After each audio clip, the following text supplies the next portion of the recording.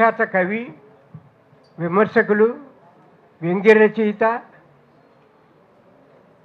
అనేక పత్రికలకు సంపాదకత్వం వహించడమే కాకుండా ఎంతమందినో ప్రోత్సహించిన వ్యక్తి, మీదుమిక్కిలి మా ప్రాణమిత్రుడు అనడానికి ఇంకా ఏమన్నా ఎక్కువ ఉంటే చెప్తును, అది తెలియదు కనుక ప్రాణమిత్రులు అనే మాటతో సరిపెట్టుకుని నా ప్రాణమిత్రులైన సతీష్ చంద్ర గారి పుస్తకం 3/3/33 అనే పుస్తక ఆవిష్కరణ సభకు ఇచ్చేసిన మీ అందరికీ కూడా నమస్కరిస్తూ, ఈ రంగాల్లో ఎందుకంటే యాక్టివిటీస్ ద్వారా సుప్రసిద్ధులైన వాళ్ళు ఇక్కడ ఉన్నవాళ్ళు, రచనల ద్వారానే కాకుండా కార్యకలాపాల ద్వారా భారతదేశానికి తెలిసిన వాళ్ళు, ఆంధ్రదేశం, మన తెలంగాణ, అన్ని రాష్ట్రాలు, ఈ 2 రాష్ట్రాలకి కూడా తెలుసున్న సుప్రసిద్ధులు కనుక వాళ్ళ గురించి కూడా నేను చెప్పబోతే నాకన్నా మీకు ఎక్కువ తెలిసి ఉంటాయి.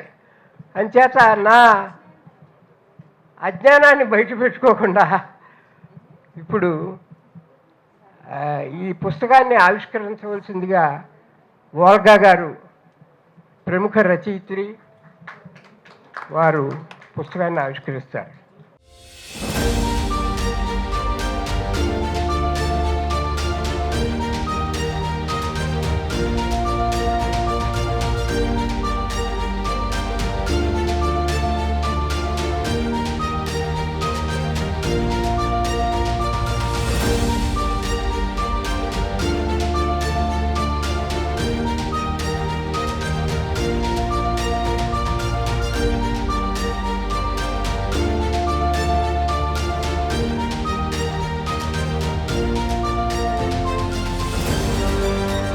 సో 3/3/33 అనే శీర్షిక కొంచెం కొత్తగా అనిపిస్తుంటుంది. ఇదేమో గుణింతమా లేకపోతే సంధ్య సమాసమా అని.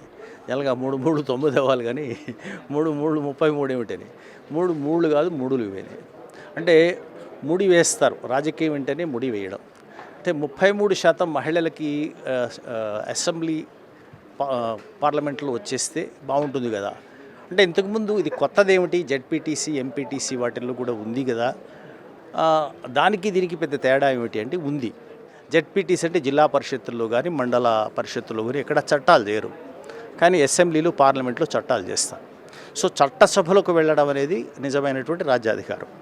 సో అలాంటి చోటుకి మహిళలు వెళ్ళేటప్పుడు ఆనందించదగ్గ విషయం. కానీ వాళ్ళకి పూర్తిగా వాళ్ళకి స్వేచ్ఛనివ్వకుండా, సో కాళ్ళకి ముడులు వేసేసి ఎగరమంటే పక్షిని ఎట్లా ఎగురుతుంది. కాబట్టి ఇది వచ్చే ముందు ఆ ముడులు తీయగలమా, లేదా అవే ముడులు ఉంటాయా? సో మనకి రాజకీయం అంటే మనీ, మీడియా, మాఫియా అని ఒక పెద్ద ఆయన అన్నారు. సో ఆ మనీ, మీడియా, మాఫియా మీద పెత్తనం మగ పెత్తనమే ఉంటుంది, ఆడపెత్తనం ఉండదు. అవే ఒక అంటే 3 కలిసి రాజకీయాలను ఏలుతున్నప్పుడు ఆ 3ఇంటిలోకి వీళ్ళు వెళ్ళలేకపోతే 33 సీట్లు వచ్చి ప్రయోజనం ఏంటి? ఇప్పుడు మనం చాలా చోట్ల మంత్రి పదవులలో కూడా మహిళలకి కీలకమైన శాఖలు ఇస్తున్నారు, కానీ అధికారాలు ఎవరి దగ్గర ఉంచుకుంటున్నారు? ఎవరి దగ్గర ఉండాలో వాళ్ళ దగ్గర ఉంచుకుంటున్నారు, మహిళలకి ఇవ్వడం లేదు. సో అలాంటి ప్రమాదం పెరిగే అవకాశం ఉంది. కానీ 33% కాదు, 50% ఇవ్వాలి మహిళలకి. ఎప్పుడు వాళ్ళకి ఈ బంధనాలన్నీ తీసి సర్వస్వతంత్రమైన మహిళలకి ఇవ్వగలిగే రోజు వస్తుంది. దాంతోపాటుగా పార్లమెంట్ అసెంబ్లీలు అనేవి ఎలా ఉండాలి? ఇంద్రధనువుల్లా ఉండాలి. అన్ని రంగులు కనిపించాలి, అన్ని సమూహాలు ప్రాతినిధ్యం కనిపించాలి.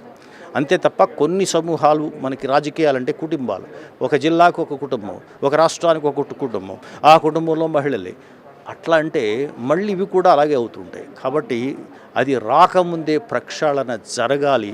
ఆ జరగడం కోసం ఒక మామూలుగా చెబితే అది సీరియస్గా ఎవరు చదవరని హాస్యస్ఫూరకంగా, కొంచెం వెటకారంగా చెప్పే ప్రయత్నం చేశాము. ఇందులో 33 కథలు ఉంటాయి. హాయిగా చదువుకోవచ్చు. సినిమా స్క్రీన్ ప్లే లాగా నడుస్తుంటాయి.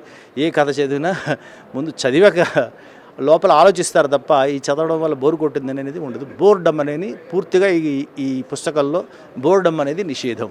కాబట్టి ఆసక్తికరంగా చదువుకోవచ్చు. ఇది 3/3/33 అనేటువంటి గ్రంథం. Thank you very much.